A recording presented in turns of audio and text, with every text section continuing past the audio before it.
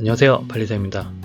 오늘은 정부지원 사업에 대해서 좀 간단하게 좀 말씀을 드리고, 정부지원 사업의 어떤 선정 확률을 좀 높이기 위한 방법으로서 지역 지식재산권을 어떤 식으로 좀 활용을 할 수 있을까에 대해서 좀 간단하게 좀 설명을 드려보고자 합니다. 먼저 25년 중앙부처 및 지자체 창업지원사업 통합 공고에 대해서 24년 12월 30일 작년 말에 공고가 되었습니다. 창업진흥원 홈페이지에서 공고가 되었고, 근거는 중소기업 창업지원법 14조의 근거를 하고 있습니다.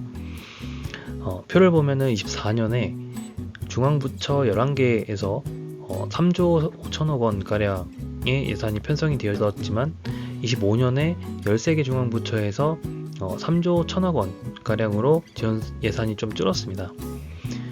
반면에 24년에 광역지자체를 보면은 1167억 원 가량, 그리고 기초지자체 283억 원 가량이었는데 25년에는 1338억 원, 그리고 412억 원으로 지자체 예산은 어느 정도 늘어났다라고 보면 되겠습니다. 그래서 사업 현황을 보면은 101개 기관에 429개의 사업이 있습니다. 예산 규모는 3조 2,940억 원인데 24년에 대상 사업이 늘어났음에도 불구하고 24년과 대비해서 5천억 가량 정도 예산이 줄어들었다. 특히 중앙부처 예산이 3조 5천억에서 3조 1천억 가량으로 줄어들고, 지자체 예산이 1167에서 1338억 원, 그리고 333억 원에서 412억 원으로 소폭 상승했다 라고 보시면 되겠습니다. 어떤 지자체에서의 어떤 지원 예산을 늘리겠다라는 의도로 보여지고요. 사업 유형별 현황을 보면은 여러 가지가 있겠지만, 융자랑 사업화, 그리고 기술 개발, 요 세 가지 파트가 가장 큰 지원 예산의 큰 꼭지를 차지한다 라고 보시면 될 것 같습니다. 기관별 현황을 보면은 중앙부처 13개 기관에 3조 1190억 원, 그리고 지자체 88기관에 1750원의 지원이 이루어지고 있습니다. 지자체의 비율이 늘어났다라고 하더라도 중앙부처가 3조 1000억 원이고 지자체가 다 합쳐서 1750억 원이라서 사실 비교가 안 됩니다. 대부분의 어떤 정부 지원 사업의 예산은 중앙부처에서 보유를 하고 있다라고 보시면 되고, 그 중에서도 가장 많은 사업수랑 가장 많은 예산을 보유를 하고 있는 중기부에서 가장 많은 사업을 진행을 한다라고 보면 됩니다. 중기부 예산은 2조 9천억 원 가량 되고요. 그래서 많은 사람들이 대부분 알고 계시는 예비 창업 패키지나 초기 창업 패키지와 같은 그런 사업들은 대부분 중기부의 어떤 사업이다라고 보면 됩니다. 그리고 여러 가지 기관에서 진행을 하고 있지만, 특허청 같은 경우도 특허 관련 사업을 굉장히 많이 진행을 하고 있습니다. IP 나래라든가 아니면은 IP 디딤돌, IP 글로벌 IP 스타, IP 바로 지원, 이런 이제 특허 관련 과제들이 있는데, 특허청에서 지원하는 사업들 대부분은 중기부에서 제공하는 어떤 사업화 자금을 위한 용도는 아니고요. 특허 지식재산권을 확보를 한다거나 아니면 특허 맵을 작성을 해서 침해나 이런 이슈로부터 좀 더 우리의 기술을 보호하고자 그런 경우에 많이 사용을 하기 때문에, 실질적으로 기업을 운영을 함에 있어서 어떤 자금적인 부분을 해결해주는 부분은 아니고 내가 갖고 있는 지식재산권을 좀 더 두텁게 하기 위한 목적이다, 이렇게 보시면 좋을 것 같습니다. 그래서 각 기관의 홈페이지 들어가서 공고를 보시면은 이제 나올 것이고요. 신청 방법이 요즘엔 K 스타트업 포털에서 많이 진행을 하시죠. 여기를 보면은 통합 공고가 많이 공고가 나오고 있기 때문에 K 스타트업 포털에 자주 접속을 하셔가지고 확인을 하시는 방법이 가장 좋습니다. 사업별 주요 내용을 좀 보시면은 중앙부처 사업명이 엄청 많이 있기 때문에 모든 것을 다 볼 수는 없는 상황이고, 중앙부처 그 중에서도 중기부의 어떤 사업, 특징적인 사업 몇 가지만 좀 말씀을 드려보도록 하겠습니다. 많이 알고 계시는 예비 창업 패키지, 초기 창업 패키지, 창업 도약 패키지가 있습니다. 지원 내용은 사업화 자금을 지원을 하거나 아니면 창업 프로그램을 지원을 합니다. 사업화 자금이라는 것은 어떤 뭐 시작품을 제작을 한다거나 인건비 아니면 마케팅 등의 어떤 비용을 지원을 하게 됩니다. 지원 대상은 예비 창업 패키지 같은 경우는 공고일 기준으로 사업자 등록이 없어야 됩니다. 사업자 등록이 되지 않은 예비 창업자들이 대상이 될 것이고, 초기 창업 패키지 같은 경우는 공고일 기준으로 사업자는 있는데 업력 3년이 초과되지 않은 초기 창업 기업을 대상으로 합니다. 그리고 창업 도약 패키지는 업력 3년 초과 7년 이내의 기업을 대상으로 합니다. 그래서 사업명을 보시면 알 수 있다시피 예비, 초기, 그리고 도약, 이렇게 업력에 따라서 좀 지원하는 대상이 달라진다 라고 보시면 됩니다. 그리고 여기서 사업 공고일이 25년 1월이라고 되어 있는데 지금 현재 25년 2월 둘째 주거든요. 근데 아직까지 나오고 있지 않습니다. 뭐 구정 때문에 뭐 이슈가 있었던 것 같긴 한데, 한간에 들리는 말로는 25년 2월 한 셋째 주쯤에 공고가 나온다고 하니까 준비하셔가지고 관심 있게 봐주시면 좋을 것 같고요. 그리고 네 번째는 초격차 스타트업 1000 프로젝트라고 해서 시스템 반도체라든가 바이오, 헬스, 양자, 우주산업과 같이 정부에서 밀어주는 10대 신산업 분야가 있습니다. 그래서 그 분야에 해당하는 어떤 기술 분야를 보유한 기업에 대해서, 그리고 10년 이내의 기업에 대해서 지원을 해주는 프로그램입니다. 마찬가지로 사업화 자금을 지원을 하고, 거기에다 기술 보증이라든가 기술 개발과 같은 어떤 연계 지원도 같이 제공을 하게 됩니다. 그리고 민간 공동 창업자 발굴 육성 사업이라고 있는데, 이게 보통 흔히들 팁스라고 합니다. 이게 테크 인큐베이션 프로그램 for 팁스라고 하는데, 기술 기업 같은 경우는 보통 투자자들, VC들을 통해서 투자를 받게 되는데, 투자자 운영사라고 하는 투자자들에게 한 1억에서 2억 정도를 투자를 받게 되면은 그 대응 자금으로 국가에서 5억 또는 그 이상으로 정부 지원금을 제공을 하게 됩니다. 그래서 팁스 같은 경우는 내가 기술 창업, 서비스 창업보다는 기술 창업을 하는 어떤 스타트업이다 라고 하면은 굉장히 큰 금액을 지원을 받을 수가 있는 사업이기 때문에 이 팁스는 반드시 좀 거쳐야 된다 라고 생각을 해주시면 좋을 것 같습니다. 그리고 통합 창원 패키지 지원은 일단 넘어가도록 하고요. 그리고 창업 중심 대학입니다.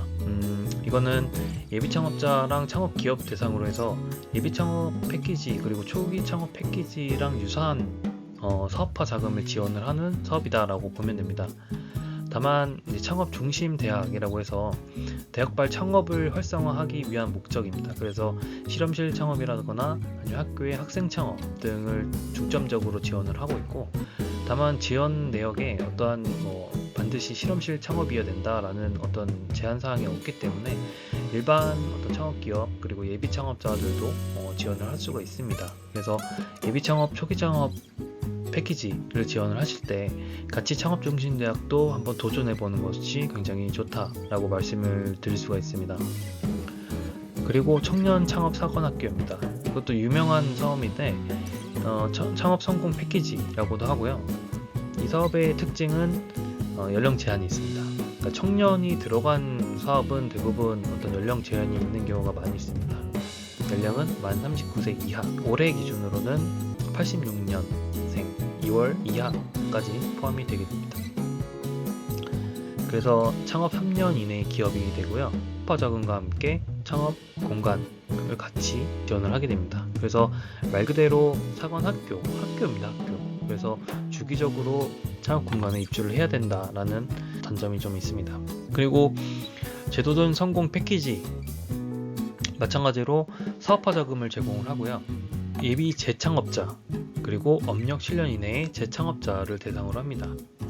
그래서 사업자를 이미 냈는데 한번 폐업을 하고 다시 창업을 하겠다, 그런 기업들을 대상으로 지원을 하게 됩니다. 지원 내용으로는 동일합니다. 사업화 자금을 제공을 한다거나 재창업 교육이나 멘토링을 지원을 하게 됩니다. 그리고 신사업 창업 사관학교라는 것은 예비 창업자를 대상으로 해서 예비 창업 패키지를 지원을 할 때 같이 지원을 하시면 좋을 것 같고요.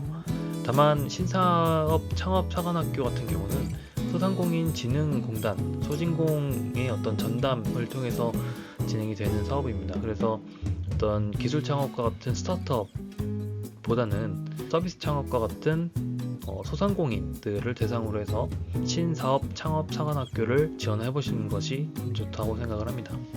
정부 지원 사업에 대해서 중기부 과제를 간략하게 몇 가지 좀 살펴봤는데요.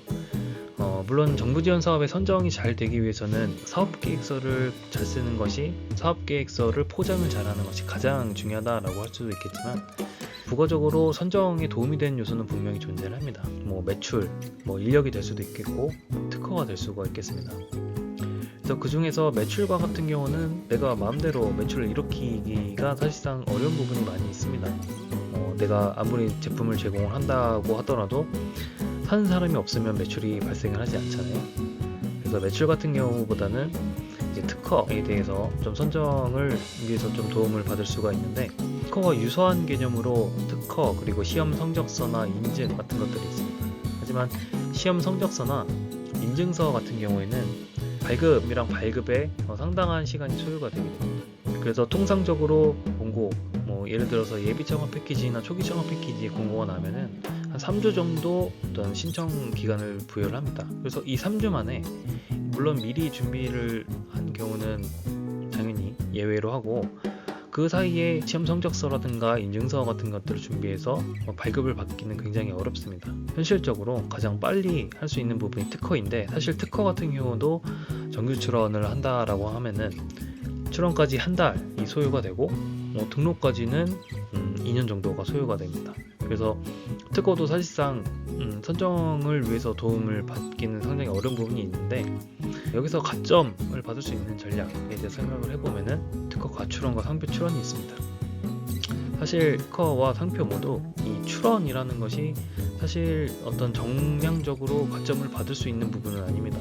정량적으로 가점을 받는 것은 등록된 특허인 부분이고요. 출원 같은 경우는 정량적으로 가점을 받는다기보다는 정성적으로 이 대표가 정말 이 사업을 위해서 굉장히 열심히 하는구나, 노력을 하는구나를 보여줄 수 있는 어떤 인상을 좋게 하는 전략이다 라고 이해를 해주시면 될 것 같습니다. 그래서 정규 출원의 프로세스랑 가출원의 프로세스에 대해서 간략하게 살펴보면은, 정규 출원 같은 경우는 출원 의뢰를 하면은 발명을 상담을 진행을 하겠죠. 그래서 발명 상담에 따라서 명세서를 작성을 하게 되고, 완성된 명세서를 발명자가 검수를 합니다. 그래서 오케이, 승인이 컨펌이 나게 되면은 그 바탕으로 출원서가 작성이 돼서 출원이 완료가 되는데, 통상적으로 이 명세서 작성하는 기간이 상당히 오래 걸립니다. 근데 가출원 프로세스 같은 경우는 출원 의뢰가 들어오면은 출원서 바로 작성이 가능합니다. 때에 따라서 발명 상담도 진행을 하긴 하지만, 최근에는 임시 명세서 출원이라고 해서 그 명세서 형식 없이 그냥 자유 형식으로 출원이 가능하기 때문에, 출원 의뢰가 들어오고 나서 바로 발명자 검수 없이 출원서 작성하고 출원 완료가 진행이 될 수가 있습니다. 그래서 정규 출원 같은 경우는 심사 청구를 통한 특허 권리화가 목적이고요. 소요기간까지 1년 6개월에서 2년이 소요가 됩니다. 가출원 같은 경우는 출원일 선점을 위해서 한국의 특허법의 경우에는 선출원주의라고 해서 먼저 출원한 자에게 권리를 부여하게 되어 있습니다. 그래서 빠른 출원이 선점을 위한 목적으로 가출원이 진행이 되게 됐고, 소요기간은 하루 정도 당일 출원이 가능할 정도로 빠릅니다. 그래서 장점은 빠른 출원이 가능하다, 그리고 또 비용이 정규 출원에 비해서 상대적으로 저렴하다는 장점이 있고요. 단점 같은 경우는 권리화할 수 없는 출원이라는 겁니다. 가출원 후에 1년 2개월 동안 우선권 주장을 통한 정규 출원을 하지 않는 경우에는 취하가 되게 됩니다. 그래서 통상적으로 가출원을 먼저 걸어놓고 그 다음에 1년 이내에 그 발명을 어떤 개량을 한다거나 구체화 시켜가지고 정규 출원을 반드시 진행을 해야 됩니다. 사실 가장 큰 장점이 정규 출원과 동일하게 출원 번호나 출원 사실 증명원, 이것을 획득을 할 수가 있다라는 겁니다. 그래서 출원을 하게 되면은 출원 번호가 부여가 되고, 그래서 이 출원 번호 통지서라는 것을 발급을 받게 되는데요. 출원 당일날 발급을 받을 수가 있습니다. 그리고 소정의 방식 심사, 어떤 수수료라든가 대리인 이런 것들에 대한 절차적인 부분 심사를 통해서 통과가 되면은 3에서 5 영업일 이후에 출원 사실 증명원이라는 것을 발급을 받을 수가 있습니다. 그래서 이런 출원사실 증명원을 통해서 나는 정말 진심으로 이 사업을 할 의지가 있고 내 열정이 있다 라는 것을 보여줄 수 있다, 이런 측면에서 가출원 제도를 활용을 할 수 있다 라고 보시면 됩니다. 그래서 지식재산권을 어떤 이런 부분에서 많이 활용을 해서 또 정부 지원 사업의 선정에 좀 더 유리한 부지를 선점을 할 수 있다 라는 점을 참고적으로 알아두셨으면 좋겠습니다.